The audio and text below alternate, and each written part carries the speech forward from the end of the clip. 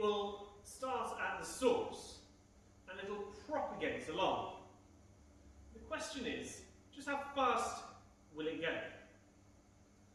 Watch this pulse. You can see it moving backwards and forwards. So what determines how fast that pulse can go? Well, it's all to do with the wavelength and the frequency.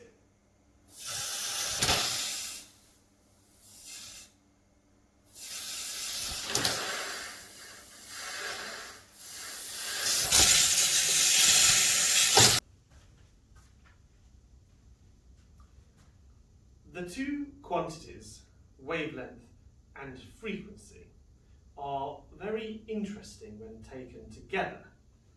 If you remember that frequency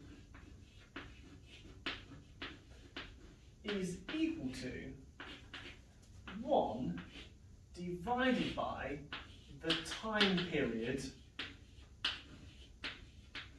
of one complete cycle of the wave.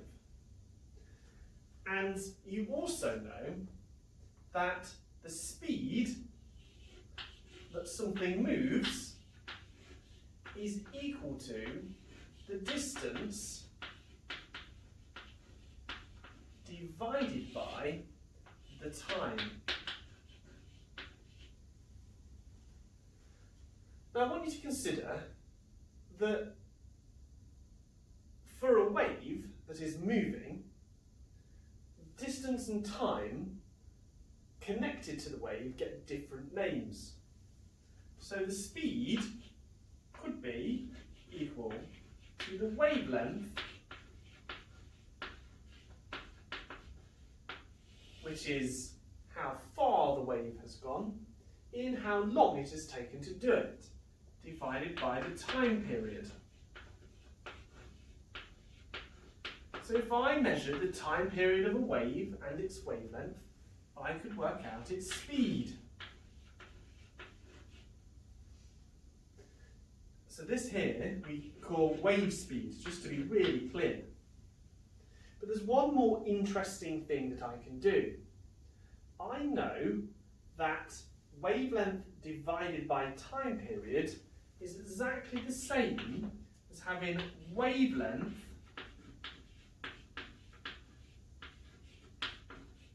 multiplied by 1 divided by the time period. Is that true?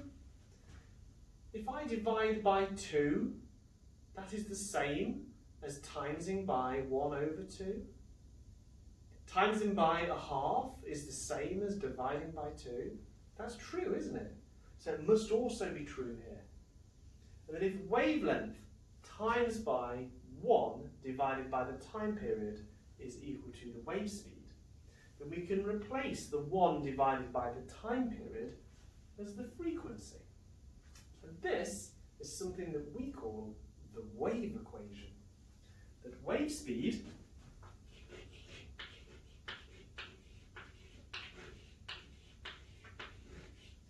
is equal to the wavelength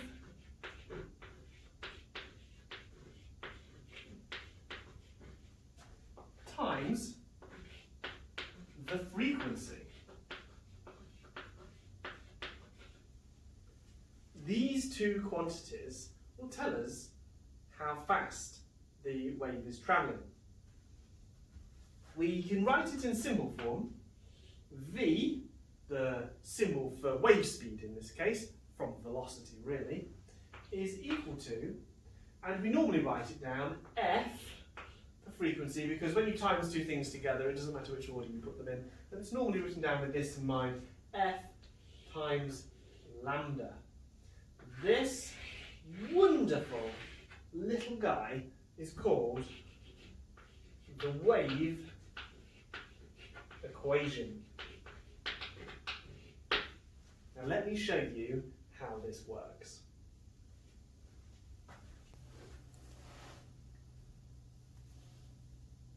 Oh, sorry, jeez, you made me jump. Right, okay, the two things you're going to need to know here, two really important pieces of information, are the speed of light and the speed of sound.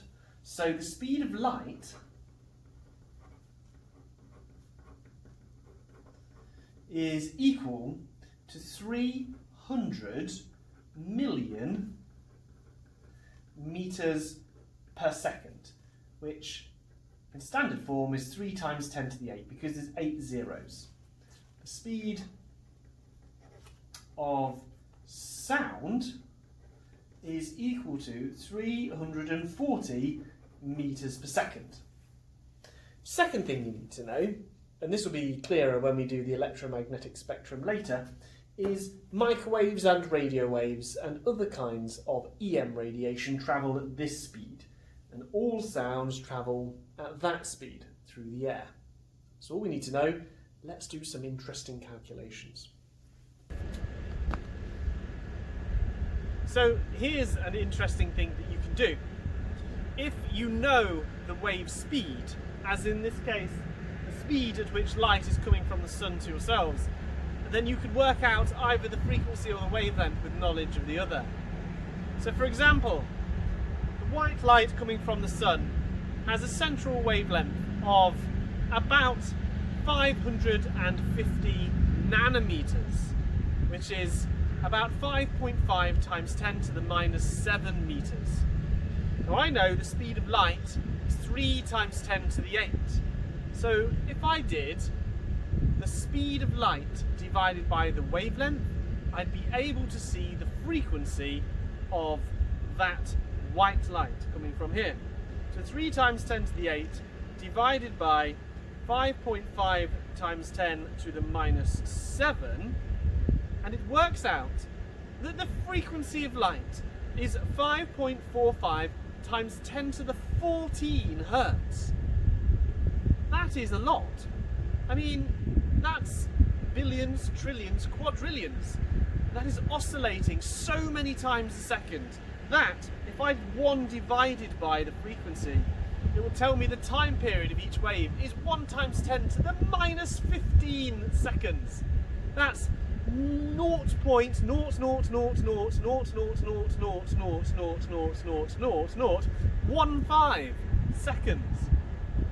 So light oscillates ridiculously rapidly. Now this, a microwave oven operates by sending microwaves into the food. And we'll say more about that later. But for now, I just want to find one thing that is really important. Because on the back of the microwave, it says just here, 2450 megahertz. 2450 megahertz, that's the frequency of these microwaves. So 3 times 10 to the 8, the speed of light, divided by the frequency of these microwaves. So the frequency was 2450, and then mega, which means million, 123, and so using the wave equation I can work out the wavelength of a microwave, and the answer is that's not very big. Actually, the wavelength of these microwaves is about 12 centimeters.